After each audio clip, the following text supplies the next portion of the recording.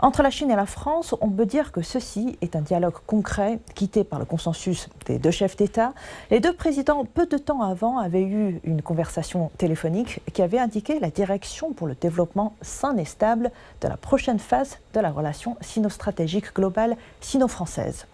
Lors de cette rencontre, M. Wang Wentao et M. Laurent Saint-Martin ont clairement établi les règles du commerce multilatéral comme base pour résoudre les différends et ont proposé de gérer les frictions commerciales par le respect mutuel et la consultation équitable. Cela montre que la Chine maintient sa politique établie de dialogue plutôt que de confrontation dans la complexe situation internationale. Et aussi, c'est une occasion de rappeler les enjeux actuels entre la Chine et la France, voire entre la Chine et l'Europe. Les premiers dossiers, enquête sur les voitures électriques et le dossier anti-dumping sur le cognac. La Chine a souligné à plusieurs reprises que l'enquête anti-subvention de l'Union européenne sur les voitures électriques chinoises entrave gravement la coopération industrielle et aussi a demandé à la Commission européenne de montrer de la bonne volonté et d'avancer ensemble.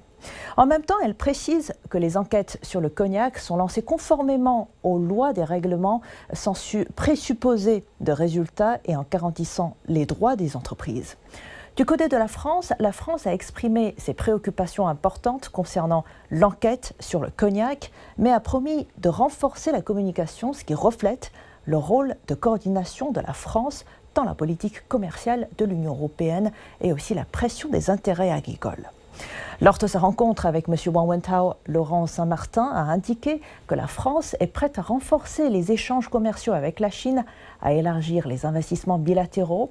Il ne faut pas oublier que la Chine est une économie stratégique pour la France. On se rappelle bien que la France, en tant que pays invité d'honneur à la 7e édition d'Exposition internationale d'importation de Shanghai, avec plus de 100 entreprises françaises qui y ont participé, ce qui a placé la France comme le premier rang parmi les pays de l'Union européenne.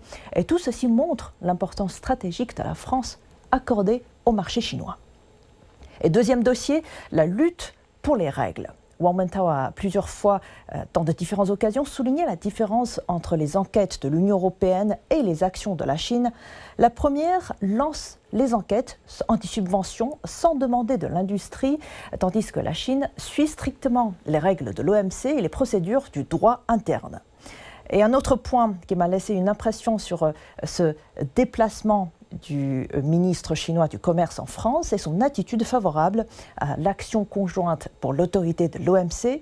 M. Wang Wentao a proposé plusieurs directions prioritaires, par exemple restaurer rapidement le fonctionnement normal du mécanisme de règlement des différends et renforcer véritablement l'autorité de l'OMC.